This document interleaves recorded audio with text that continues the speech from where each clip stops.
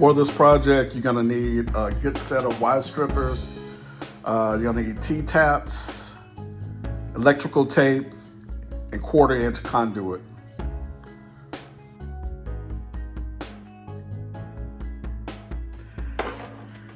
You need to order one that's 59, I think it's 59 inches for this application.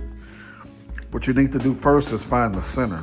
So what I do is I divide this in half, like so, and this would be the center point here.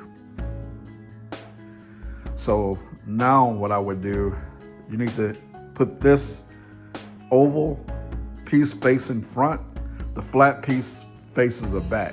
This is where the light illuminates, here in the front. So then I would take that center piece, then start taping this down from here out to this side, and from here out to the other side. Another thing, you don't have to do this, but I did it on this piece. You need to tape the adhesive off. So you can peel this back. It'll take a little time, but you have to peel this off by hand. All this glue on this side. This has adhesive on the front and on the back. Before you put this down, make sure you clean it thoroughly with alcohol. All the way around, make sure you clean it thoroughly. Do it about 2 or 3 times. It helps with the application sticking to the car. So like I said, you take this, fold it in half. I would mark a point here, and I would start peeling this off from here. Work your way back here, work your way to this side. You want the card to be on the driver's side. You want this card to be on your driver's side, here. This comes in 2 pieces. You have the light here, it has a connection here. And this is your controller. This is your controller. And this piece hooks in here, connects here. And what you're gonna do, you're gonna wire it around here. And what I did, I put my controller here so it's easy to get to. And you see the connection, the other connection is here. I use double-sided 3M tape to hold this down. The controller, you got a positive, negative, you can set this. You can also set how far you want the turn signal to go around. You can set the length of the turn signal to the right and the left. So here's the controller here. Here's your wiring. You have the hot wire. This is going to go to your fuse box. You have a ground wire, that's gonna go to your ground. You can ground that anywhere on the car, as long as it's to metal. Then you have your left and right turn signal. So I have my wires all wired up to the controller here. I have the hot wire and the ground wire going to the fuse box here.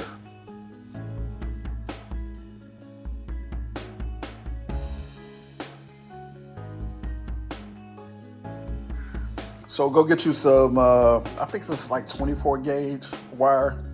You can get this from O'Reilly's or AutoZone. You can do it in 2 different colors if you want. So you can have a black and a red for your ground and power wire. And it doesn't matter going over here. You can use any color going over there to your other turn signal wire. This is gonna be probably like 5 feet. From here, you need to route all the way around.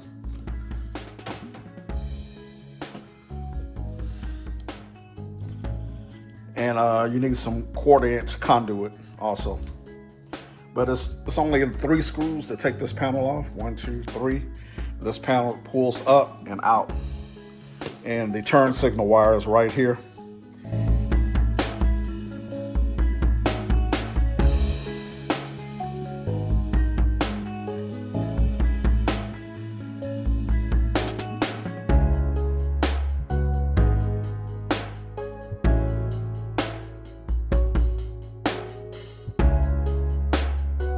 This is one way to tap into the wire. You can splice it or you can use a T-tap.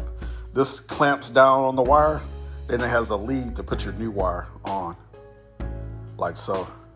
I just spliced mine in this time. I didn't use these T-taps, but you can actually use these T-taps. They sell them at Home Depot. I think this whole kit was like $8.99, so just go there and get your T-taps, and you just tap into a wire using these. Okay, this is your fuse box location. It's here on the side, on the driver's side, and this just lifts up and out.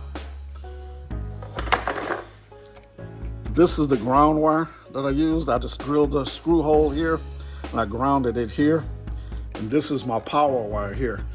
It goes in on the left side of the fuse. So that fuse I use, so when I turn on the ignition, the lights actually light up every time I turn on the ignition. So they can use as daytime running lights.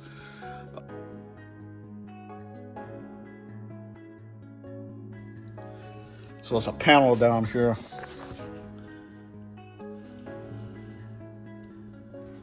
And I route the wires from the front through that fender down here, then up. You can see that opening down there. And then to the fuse box.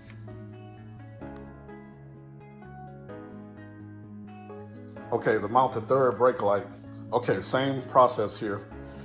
Peel the backing off this, then it just sticks to the car on this part. You might have to adjust your hood brackets to make this fit. I noticed when I put this on, I had more clearance on this side than I did on the other side. So I had to adjust the brackets a little bit. The brackets are located in the hood here. And you can see down there where I have the third brake light located. There's a wire coming up from the third brake light. After I stuck this down and I attached a tie wrap to the strut here, everything wires up behind this panel. I'm not gonna pull this panel back off again. I didn't record it when I was doing it, but the wiring for the third brake light is here. So you just tap the ground and the power wire into this third brake light that's up here. But you just use a pry tool to pull all these connections off here, and your wiring will be right here. So it's real easy to put this one in. Just two wires. And there's no adhesive on the top side of this, so you won't have to peel it off. But you, like I said, you might have to adjust the trunk here to allow the clearance to fit here. It was fine on that side. I guess mine wasn't even, but I had to adjust it here slightly. You might need two people to do that when you start adjusting that. So that's it for this mod.